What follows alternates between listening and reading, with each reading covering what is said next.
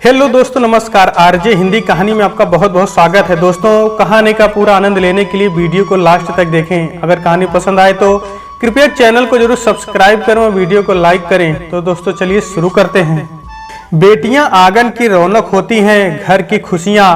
पिता के आंगन में ठुमक ठुमक कर चलती बिटिया चुपके से बड़ी हो जाती है। तब पिता उसे धूमधाम से विदा करके अपना आंगन सूना कर लेता है। वह जाकर पिया का आंगन संवारती है। माया की बेटी की शादी थी। तमाम माओं की तरह उसे अपना सपना पूरा होता दिख रहा था। बेटी को अच्छे घर में ब्याह कर विदा करने का सपना। शादी के दिन पूरे घर में बधाइयां बज रही थी, पर माया के मन में जाने कहां से आकर बादल बरसने लगे। घर में खुशियां थी और उसके मन में अंधकार भर गया। आंगन में विवाह वेदी पर प्रियंका और शिवम बैठे थे। औरतों का हुजूम ढोलकी की थाप पर गा रहा था। माहौल गमगीन होने लगा। गाने की टोन ही ऐसी थी कि महिलाएं तो क्या पुरुषों की आंखें भी भर गई। पंडित जी कन्यादान की तैयारी कर रहे थे। मंडप में बैठी प्रियंका भी सिसकने लगी थी। लेकिन इन सबसे अलग माया आंगन के पूरब में बने पूजा घर में अकेली बैठी रो रही थी। शादी का घर होने के कारण पूरा घर 4 दिन पहले से ही मेहमानों से भरना शुरू हो गया था। जो भी आता चौक विवाह के लिए पारंपरिक गिफ्ट लेकर ही आता। माया सबको देखकर पूजा रूम में ही रखती जा रही थी। आने जाने वालों लोगों को विदाई के समय बैना के साथ देने के लिए लाए कपड़े भी वहीं रखे थे। कमरे में पूजा का सामान, पीतल के बर्तन, कपड़े, चारों तरफ कुछ न कुछ भरा था। माया के सामने पड़ा था 1 इंच लंबाई की कंघी, 1.5 इंच गोलाई वाला आईना, चूड़ियां और एक भूरी पीली और स्लेटी रंग की मटमैली जमीन वाली साड़ी। माया ने एक बार फिर साड़ी को मुट्ठी में भरा और फूट फूट कर रोने लगी। तभी सारिका आई। उसे रोता देख भर्राए गले से कहा, भाभी रो क्यों रही हो? सभी बेटियों को एक दिन जाना ही पड़ता है। देखो ना, मैं भी इसी घर से विदा हुई। प्रियंका भी अपने घर जा रही है। चलो अब जल्दी से बाहर आओ, कन्यादान का समय हो गया है। उसने माया का कंधा थपथपाते हुए कहा। हाँ, बस आ ही रही हूँ, जरा सहेज लूं, माया ने संभल कर कहा। सारिका के जाते ही वो फिर से रोने लगी। जाने क्यों उसे लगा था प्रियंका की शादी में सब कुछ ठीक हो जाएगा। विदाई के समय ही सही प्रियंका को लगेगा नानी का घर भी उसका अपना था। कुछ था उस घर में, तभी तो वह माँ के साथ वहाँ झिड़की खाने, डांट सुनने और अपमानित होने बार बार जाती थी। लेकिन नहीं, आज पूरे रिश्तेदारों के सामने उसका पानी उतर गया। कितना छुपा कर रखा था उसने सब कुछ। आज लोग उसके बारे में जाने क्या क्या कह रहे होंगे। तभी राधा आ गई। मम्मी चलो ना, कन्यादान के लिए पंडित जी बुला रहे हैं। ठीक है, जा बोल दे आ रही हूँ। उसने साड़ी को एक पॉलीथीन में गांठ लगाया और उठने से पहले घुटनों पर हाथ रखकर देखने लगी। सब कुछ ठीक रखा है ना? जो नहीं जानते हैं उन्हें तो कुछ समझ में नहीं आना चाहिए। फिर बाहर आ गई। उसे लगा सभी औरतें उसे देख रही हैं। इतनी देर में तो बात फैल ही गई होगी। सब औरतें उसके मायके और उसके बारे में ही बात कर रही है। उसने जिधर देखा औरतों का झुंड उसकी ओर नजर उठाए हुए था। माया को लगा बीच बाजार में उसकी चोरी पकड़ी गई है। सिर नीचे करके वो आई और बैठ गई। कहाँ रह गई थी भाभी? दामाद को अभी से मंडप में बैठाकर सजा दे रही हैं। नंदोई ने चुटकी ली। उसने उधर देखा पर कहा कुछ नहीं और चुपचाप पति के पास बैठ गई। कैसी है यह रीत विवाह की, जो बेटियों को दूसरे घर भेज देती है। राम जाने कौन सा घर बेटियों का दूसरा घर होता है और कौन सा अपना। जहाँ पलती बढ़ती हैं वो अपना होता है, या जहाँ विदा होकर पहुँचती उसे अपना कहा जाए। कन्यादान की जगह माया का दिमाग इन्हीं विचारों में उलझा था। सामने की सारी चीजें गौर थी।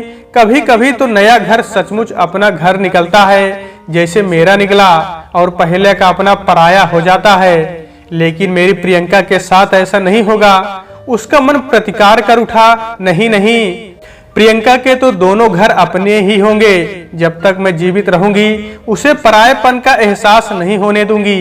प्रियंका और राधा को पूरा सम्मान मिलेगा अपने दोनों घरों में। मैं क्या कभी प्रियंका को किसी चीज के लिए मना कर पाऊंगी? उसने अपना मन टटोला और लाख मना करने के बाद भी उसका ध्यान वर्तमान और विचारों से अलग हटकर पुरानी यादों में खो ही गया। कब उसने फ्रॉक पहना था याद नहीं, जब से होश संभाला सलवार कुर्ते में ही ढकी रही।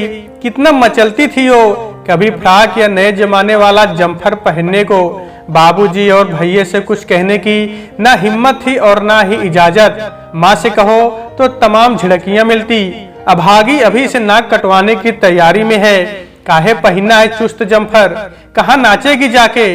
कभी स्कूल जाने की रट लगाएगी, कभी नचनिया बनने को तैयार हो जाएगी। ऐसी ही लड़कियां खराब हो जाती हैं एक दिन। माँ की बातें उसके करेजे में उतर जाती, पर ना स्कूल जाने की इच्छा खत्म होती, ना मोहल्ले की दूसरी लड़कियों की तरह अच्छे कपड़े पहनने और साफ से रहने की। माया को याद आया, माँ ने शायद ही कभी उसे माया पुकारा हो। जब पुकारती अभागी ही कहती, जब तब मोहल्ले में ही अभागी पुकारने वाला मिल ही जाता। गली के बच्चों से जब उसका झगड़ा होता तो वे भी अभागी की रट लगाकर उसे चिढ़ाते। धीरे धीरे यह रहस्य उस पर प्रकट हो गया। माँ ने उसका कोई नाम नहीं रखा है। घर में किसी को बेटी की चाह नहीं थी और माया का जन्म हो गया तो उसे अभागी पुकारा जाने लगा। छोटी थी तो क्या हुआ, माया को अभी भी याद है उसके जन्म के 3.5 वर्ष बाद सूरज का जन्म हुआ। पहली बार उसे प्यार किया गया। किसना चाची, कामनी, फुआ सबने कहा माया भाई लाई है, इसकी पीठ पूजनी ही होगी। आंगन में बैठाकर उसकी पीठ पर जब कुछ गीला सा लगाया जाने लगा तो उसने पूछा था, छी मेरी पीठ में आप लोग क्या लगा रही हैं? हट पगली, टोकते नहीं है। कामनी फुआ ने झिड़की दी, तेरे पीठ पर भाई हुआ है ना, इसलिए पीठ पूजी जा रही है, और भाई लाना। फिर उसकी पीठ पूजकर 2 लड्डू और 1 बर्फी दिया गया था। 2 साल बाद जब सरिता का जन्म हुआ तो उसे खूब डांट पड़ी थी। पूरे दिन खाना भी नहीं मिला था। अभागी अपनी जात बढ़ा रही है, बार बार यही सुनने को मिला। उसने तो ना भाई को बुलाया था ना बहन को, पर एक बार मिठाई मिली और दूसरी बार पिटाई। उस दिन की भूख और सबके ताने याद आते ही रुलाई आ गई, पर ठीक से रो भी नहीं पाई। सारिका आ गई और हाथ पकड़कर उठाते हुए बोली, चलो भाभी पानी पी लो, इतना मत रो, देखो तुम्हें रोती देख प्रियंका भी रोने लगी। उसने आसपास देखा, कन्यादान समाप्त हो चुका था। अपनी प्रियंका शिवम को दान कर दिया और पता भी नहीं चला। लेकिन मन अभी प्रियंका की ओर से पूरी तरह हटा था। बार बार अपना मायका यादों के रूप में दस्तक दे रहा था। जाने कौन सा जुल्म किया था उसने और सरिता ने, जो कभी घर में किसी ने प्यार से बात ही नहीं की। कितनी बार कहा, माँ सरकारी स्कूल में पैसे नहीं लगते हैं, पर माँ की घुड़की लगातार जारी रहती। कौन कहता है कि पैसे नहीं लगते हैं? कौन बिगाड़ रहा है तुम लोगों को, जरा उनका नाम बताना। स्कूल में गई है तुम्हें भड़काने वाली। किताब कॉपी क्या मुफ्त में आते हैं? भला हो पंडित जी का, उनके पूजा कराने के बाद ही सूरज का जन्म हुआ था। काशी से जब लौटे तो माँ को कह दिया, इन दोनों को भी 1-2 क्लास पढ़ा दो। माँ ने पहले तो विरोध किया, पंडित जी आप भी कैसी बात करते हैं, पहले इनके पढ़ाई में पैसे लगाएं, खिलाएं पिलाएं, और बड़ी होकर एक दूसरे के घर जाकर रहेंगी। उड़ने वाली मैना के साथ ज्यादा लगाव दुलार नहीं रखना चाहिए, कब उड़ जाएं। शादी में खर्चा लगेगा सो अलग। हाँ जजमान, उड़ तो जाएगी, लेकिन 2-3 साल पढ़ लेगी तो लड़के वालों को कह सकते हैं पढ़ी लिखी लड़की है, शादी में कम परेशानी होगी। और लड़की थोड़ा जोड़ घटाव सीख जाएगी, 4 अक्षर पढ़ लिख लेगी तो ससुराल से चिट्ठी तो लिखेगी। चिट्ठी पत्री से क्या होगा पंडित जी, आप कर रहे हो तो हम नाम लिखवा देंगे, लेकिन याद रखिएगा शादी में कम खर्च कराइएगा। और लड़के वालों को कह देंगे मैट्रिक तक पढ़ी है लड़की। परीक्षा के समय तबीयत खराब थी तो परीक्षा छूट गई और तब जाकर स्कूल का मुंह देखना नसीब हुआ। 10 साल की उम्र में 6वीं में थी तभी शादी हो गई। देखो आज का दिन मेरी बेटी की भी शादी हो रही है। माया ने देखा प्रियंका फेरे के लिए खड़ी है। घूंघट के कारण चेहरे का बहुत थोड़ा सा भाग दिख रहा था। कितनी प्यारी दिख रही है मेरी बेटी, दैये कहीं नजर ना लग जाए। उसने दीर्घ निश्वास छोड़ा और पूजा रूम में आकर बैठ गई। पहले की तरह ही चिंता मग्न, उदास और भग्न हृदय से अपने मायके और पुराने जीवन को याद करती हुई। माँ बाप ने जिंदगी में अभिशाप डालने की पूरी कोशिश की थी, लेकिन किस्मत उस पर मेहरबान थी। भले ही गांव में शादी हुई, शायद माँ बाप ने साधनहीन गांव में जहां बिजली, पानी, सड़क, बाजार जैसी मूलभूत सुविधा का नाम तक नहीं था, शादी कर दी। पर किस्मत ही थी कि खेती में जरा भी मन न लगने के कारण ससुर ने अपने इकलौते बेटे से अपने मन का काम करने की छूट दे दी। बस दोनों पति पत्नी आ गए भोपाल में, छोटा सा जनरल स्टोर खोला और आज 20 साल में मल्टीपर्पज स्टोर में बदल गया है। सबके राम होते ही हैं, सचमुच सबके दिन फिरते हैं। ससुराल मायके की तुलना में कितना अच्छा था। यहाँ खाने पहनने की मनाही भी नहीं थी। गांव में रहती थी तब भी सास ननद से सम्मान ही मिला था। गांव था तो क्या हुआ, क्रीम पाउडर लगाने का सुख, चूड़ियां बिंदी प्रयोग का मौका और अपनी मनपसंद कपड़े पहनने की छूट का आनंद उसने वही तो जाना था। भरपेट मिठाइयां खाई थी। कभी अपने मन से कोई चीज रसोई में बनाई तो सबने मजे से तारीफ करके खाई। कितना सुकून मिला था उसे यहाँ आकर। बेचारी सरिता ने भी कम बुरे दिन नहीं देखे हैं। उसके ससुराल आने के बाद घर के सारे काम अकेले उसके जिम्मे ही आ गए। जब बड़े भैया की नौकरी लगी तो साथ में उसे भी जाना पड़ा था। माया को लगा था सरिता के दिन बदल जाएंगे, भैया के साथ शहर में रहेगी तो दुनिया देखेगी सुनेगी, मन का खा पहन सकेगी। पर हुआ उल्टा, पढ़ाई छूटी सो छूटी। गांव में जो थोड़ी आजादी मिली थी उस पर भी ताला जड़ गया। भैया रोज बाहर से ताला बंद करके ऑफिस चले जाते। सरिता घर के अंदर बंद काम काज करती रहती। घर में बालकनी थी मगर उसे उधर जाने की मनाही थी। भैया वहां भी ताला बंद करके जाते थे और छत पर जाने का तो सवाल ही नहीं उठता था। 2 साल रही सरिता वहां, पर अगर मोहल्ले में भी छोड़ दे तो अपने घर नहीं जा सकती थी। सरिता के लिए भी बाबूजी ने मेरे ही जैसा गांव ही चुना था। पर 10वीं पास दामाद की नौकरी गैंगमैन में शादी के 6 महीने बाद ही लग गई। पोस्टिंग भी बॉम्बे में मिली थी। उसने अपना समय पढ़ाई में लगाया और बाद में बाबू हो गया। सरिता भी आ गई मुंबई में। आज तक जब भी मायके गई है कभी समझ ही नहीं पाई कि माँ उनके आने से खुश होती है या दुखी। टोले मोहल्ले के सामने माँ कहती, हमने इतना खर्चा बर्चा करके दोनों बेटियों को अच्छे घर में ब्याहा, लेकिन यही दिक्कत है, ब्याह में ज्यादा देके हम फंस गए। हर बार देना लेना पड़ता है। माया सुनती और टूक टूक होते अपने हृदय को संभालती।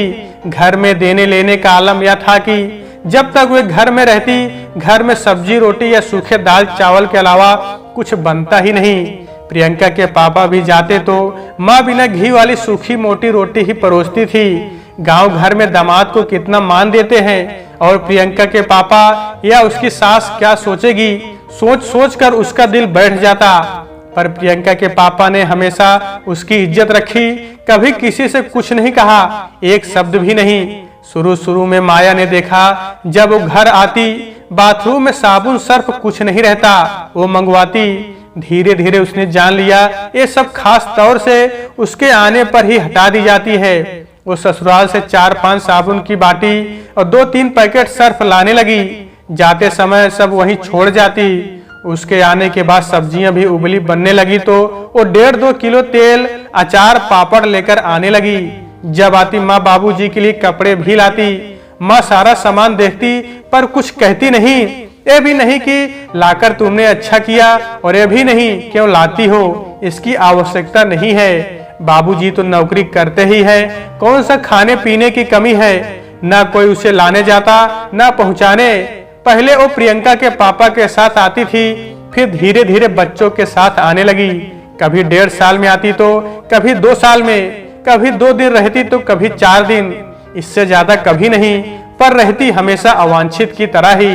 सारे दिन माँ खाने को नहीं पूछती, कभी खाने को कहती भी तो 3-4 बजे, तू भी खा ले माया, जैसे कह रही हो अब छाती पर बैठी है तो खा ही ले। माया समझ नहीं पाई ऐसा क्यों, ऐसी क्या खराबी है उसमें और सरिता में, क्या गुनाह किया है उन दोनों ने। सरिता तो और भी ज्यादा कुछ लाती माँ बाबा के लिए, पर मिलती वही अवमानना। यूं शादी के पहले भी माया के दुख दर्द में मोहल्ले वाले मरहम लगाते थे, पर शादी के बाद उसे संकोच होता किसी को कुछ बताने में। कैसे कहे माँ बाप खाने को नहीं पूछते। जिस घर में बचपन गुजारा उस घर में अपने हाथ से परोसकर खाना भी नहीं खा सकती। इतना संकोच है अब मेरे अंदर और मांग कर भी नहीं खा सकती। हाँ, मोहल्ले टोले में घूमने निकलती, लोग खाने को पूछते तो खा लेती। सब कहते कितना अपनापन भरा है माया के अंदर, पूरे गांव को अपने मायके के बराबर ही समझती है, कोई घमंड नहीं। शहर में रहने के बाद भी, मायके आने से पहले और मायके से लौटने के बाद माया महीनों तनाव झेलती। वहां क्या लेकर जाना है, सास पति से छुपाकर कैसे लेकर जाए, और लौटकर आए तो क्या क्या सास को दिखाए। छुपा छुपा कर कभी पैसे रखती तो कभी साड़ियां, मायके से लौटती तो सबको दिखाती माँ ने यह साड़ी दी है, बच्चे के लिए कपड़े दिए। दोनों घरों की लाज उसे बचानी ही थी। हाँ, कसम कस में उसके दिल को कितना कष्ट उठाना होता, उसके सिवा कौन जान सकता था। तब उसका कलेजा कितना टूट गया था जब मायके में एक दिन नहाने के लिए नए बाथरूम में गई तो ध्यान आया तौलिया तो लाई ही नहीं। तौलिया लेकर लौटते समय देखा बाबा बाथरूम से नील की डब्बी लेकर बाहर निकले और आंगन के एक और बने अलमारी में छुपा दिया। वह बाथरूम में चुपचाप रोती रही। साड़ियों में नील की आवश्यकता होती ही नहीं, बच्चों के बनियान में बाबूजी के नील की 2-4 बूंद डाल ही लेती तो कौन सी कमी हो जाती उनके घर में। उतना नील तो ऐसे ही जरा सा डब्बा टेढ़ा कर देने से बर्बाद हो जाता है। पिता होकर बाबा ने 2 बूंद नील के लिए उसके साथ छल किया। वो कितना कुछ लाती है हर बार मायके आते समय। बाबा जब इतना ही हिसाब करना जानते हैं तो ये भी तो जाना होता। ऐसी छोटी छोटी तुच्छ बातें उसे कितना तोड़ती हैं, बाबा क्यों नहीं समझते। ईश्वर ने बेटी बनाया, माँ बाप ने सताया और दूसरे के घर विदा कर दिया। 4 दिन वह मोह में खिंची चली आती है तो ऐसा व्यवहार। हर बार कुछ न कुछ ऐसा घटता ही है कि दिल लहलुहान होता है। वो सोचती है अब नहीं आएगी मायके, पर 1-2 साल के बाद जाने के मन छटपटा जाता है और वो आ ही जाती है।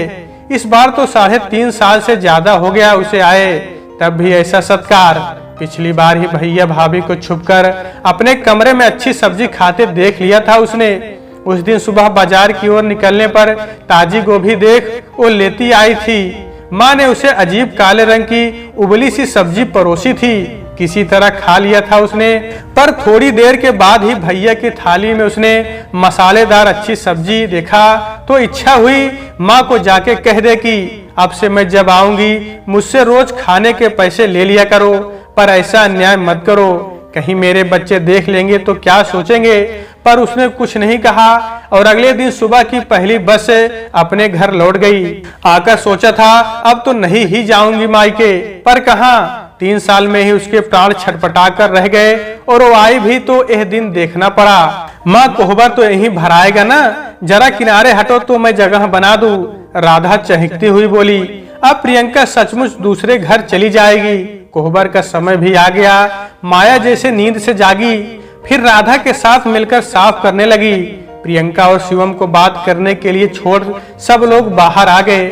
औरतों का झुंड चुहल करता हुआ दरवाजे से कान लगाए हुए कुछ न कुछ बोल रहा था। माया सारा सोच विचार छोड़ विदाई की तैयारी करने लगी।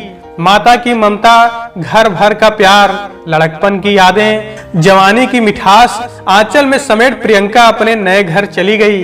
विदाई के बाद घर के लोग अपनी थकान उतारते हैं। घर में आए मेहमान आराम कर रहे थे, पर माया अपने काम में लगी थी। पूजा रूम में बैठकर वो जाने वाले मेहमानों के लिए बैना निकाल रही थी। हर पैकेट में लड्डू, माठ के साथ ही एक साड़ी और धोती रखकर जिसे देना हो उसके नाम की एक पर्ची डाल देती। अचानक मायके से आए पॉलीथीन पर उसकी नजर पड़ी। उसने सोचा अब तो कुछ भी हो वो कभी मायके नहीं जाएगी। प्रियंका के पापा खुद न्योता देने गए थे, उसके बाद भी कोई नहीं आया। कितने उल्लास से उसने माँ को आने के लिए फोन किया था, कितने बुरे ढंग से तोड़ा माँ ने उसके विश्वास को। इतनी दूर कौन जाएगा, 50 रुपया तो जाने में ही खर्च हो जाएंगे। माँ के पैसे खर्च हो जाते। प्रियंका के पापा तो उसी समय साथ चलने को कह रहे थे। माँ ने यह भी तो नहीं कहा बाद में आकर ले जाइएगा। क्या मैं माँ को छोड़ देती? भाभी अब भूल भी जाओ। माया ने घबराकर देखा, सारिका खड़ी थी। भाभी सबके मायके वाले एक जैसे नहीं होते। आपके घर वाले ने खराब कपड़ा भेज दिया तो आप उसे मत पहनना। इस बारे में सोच करके वो अपना मन दुखी कर रही है, सारिका ने बैठते हुए कहा। तो सारिका को भी पता है। माया को लगा जैसे अब तक संभाल कर बचाया गया मान मिट्टी में मिल गया। क्या सोचेगी सारिका? उसके मायके के बारे में कि भाभी के घर वाले खुद तो आए नहीं और पड़ोसी के हाथ एक ऐसी साड़ी भेज दी जो दाई नौकरों को भी नहीं दी जा सकती है। प्रियंका के लिए तो कुछ भेजा ही नहीं, जबकि शादी तो नानी घर के कपड़ों में ही होती है। क्या सोचेगी सारिका? मैं उससे अपने मायके वालों के बारे में झूठ बोलती रही। मारे शर्म के माया से सिर भी नहीं उठाया गया। इतना सोचने की जरूरत नहीं है भाभी, मैं भी ससुराल वाली बेटी हूँ। ऐसा तो सभी बेटियां करती हैं। चलो थोड़ा आराम कर लो, जिनकी विदाई अभी होगी मैं देख लूंगी। सारिका ने माया को उठाते हुए कहा। इन बातों से माया को कितनी राहत मिली। सारा अपमान, सारी व्यथा आंखों से बहने लगी। वो अपने कमरे में आकर सो गई। घर के नियम के हिसाब से चौठारी के लिए प्रियंका को 3 दिन के बाद ही बुला लिया था माया ने। शिवम और प्रियंका से ही सत्यनारायण की कथा कराई। अगले महीने आकर प्रियंका को ले जाने का वादा करके शिवम उसी रोज लौट गया। माया ने प्रियंका से दिन भर बातें की, एक एक बात पूछी। ससुराल जाने से लेकर घर वापस आने में क्या क्या हुआ प्रियंका ने भी विस्तार से बताया। माया को लगा बिटिया का ब्याह सार्थक हुआ। अगले दिन सुबह सुबह ही फोन की घंटी बजी। शिवम का फोन होगा सोचकर प्रियंका ने लपक कर उठाया। उसने चुपचाप उस तरफ की बातें सुनी और अच्छा कहकर फोन रख दिया। उसके शांत चेहरे को देख माया का दिल धड़क उठा। क्या हुआ प्रियंका? उसने घबराई आवाज में कहा। वो सूरज मामा का फोन था, नाना जी की तबीयत खराब है। प्रियंका ने धीरे से कहा। क्या हुआ बाबूजी को? तूने पूछा नहीं, मेरी बात ही करा देती। माया ने परेशान होते हुए कहा। वो कल हार्ट अटैक आया था, मामा कह रहे थे। डॉक्टर ने ऑपरेशन के लिए कहा है, लेकिन दोनों मामा की राय हुई है। इतने बूढ़े आदमी का क्या भरोसा, अब तो जाने ही वाले हैं। ऑपरेशन में पैसा फंसाना बेकार है, इसलिए घर ले आए हैं। बोल रहे थे सरिता को फोन कर देना, दोनों तैयार रहेंगी, कभी भी आना पड़ सकता है। साले कैसे बेटे हैं, बाप को ऑपरेशन की जरूरत है और बेटे घर में लाकर मरने का इंतजार कर रहे हैं। अजीब लोग हैं। प्रियंका के पापा ने घृणा से मुंह बिचकाते हुए कहा। ये सब छोड़िए जी, मेरे भाई पागल हैं। अभी तो बाबूजी की उम्र 65 से ज्यादा नहीं होगी। चलिए जाकर बाबूजी को यहाँ ले आते हैं, यही इलाज कराएंगे उनका। माँ कितनी परेशान हो रही होगी। माया ने कहा। कैसी बात करती हो प्रियंका की मम्मी, पेंशन पाते हैं तुम्हारे पापा, तब भी प्रियंका की शादी में नहीं आए। कितना रोई तुम, बहुत बेटा बेटा करते थे, रहने दो। हाँ भाभी, बहुत रोई मायके के नाम पर तुम। छोड़ दो, जैसा हो रहा है वैसा ही, अभी वहां मत जाओ। नहीं सारिका, जन्म देने और बड़ा करने का कर्ज कैसे भूल जाऊं। मुझे त्याग समझकर उन्होंने जाने अनजाने भूल की हो, पर मैं अपना फर्ज नहीं भूल सकती। आज मैं तुम्हारी भाभी, तुम्हारी सहेली हूं, तो उनके ही कारण मैं अपना फर्ज निभाऊंगी। माया ने हाथ झटक कर कहा।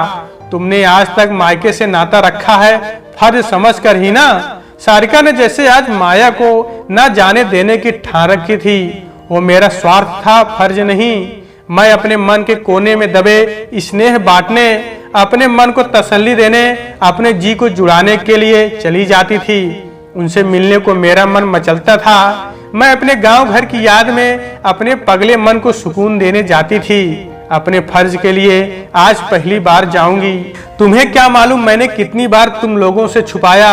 वहां से मुझे कोई कपड़ा पैसा नहीं मिला, पर मैंने खुद खरीदे। इसमें भी मेरा स्वार्थ था। जाने दो रे मुझे। ये है कि अगर आप लोगों की मर्जी ना होगी तो आप पैसे मत देना, मैं मांगूंगी नहीं, पर मेरे गहनों पर तो मेरा अधिकार है। मेरा स्त्री धन वही तो है। मैं उन्हीं की कीमत पर बाबूजी का इलाज कराऊंगी। 2-4 दिन में सरिता भी आ जाएगी और हम मिलकर बाबूजी को बचा लेंगे। कुछ दिनों के बाद सरिता भी घर आ गई। माया और सरिता ने मिलकर अपने बाबूजी का इलाज कराया और अब उनकी तबीयत में थोड़ा थोड़ा सुधार होने लगा। कुछ दिनों में जब बाबूजी पूरी तरह ठीक हो गए तो माया और सरिता अपने अपने ससुराल वापस लौटने के लिए तैयारी करने लगी। जब माया जाने के लिए बाबूजी से मिलने आई तो बाबूजी ने माया को देखते ही अपने गले से लगा लिया और तेज आवाज में रोने लगे, जैसे कि वो अपनी पिछली सारी गलतियों की माफी मांग रहे हों। माया ने किसी तरह उनको चुप कराया। जब माया ने अपनी माँ को देखा तो उनकी भी आंखें भर आई थी और माया के जाते समय बस इतना ही कह पाई कि बेटी दोबारा फिर आना। माँ के मुंह से बेटी सुनकर माया अपने आप को रोक नहीं पाई और दौड़कर अपनी माँ को गले से लगा लिया। माँ ने भी रोते हुए उसे गले से लगाए रखा, जैसे आज वो पुरानी बातों को भुला देना चाहती हो, क्योंकि आज उसे लग रहा था जो फर्ज बेटों को निभाना था वो फर्ज आज उसकी बेटी ने बखूबी निभाया। आज भी माया रोते हुए अपने ससुराल के लिए निकल पड़ी, लेकिन आज जो आंसू बह रहे थे उसे समझ में नहीं आ रहा था कि एक खुशी के आंसू हैं या दुख के। सोचते हुए भी उसके चेहरे पर एक मुस्कान भी थी। तो दोस्तों, आज के वीडियो में बस इतना ही। कहानी आपको कैसी लगी कमेंट बॉक्स में जरूर बताइएगा।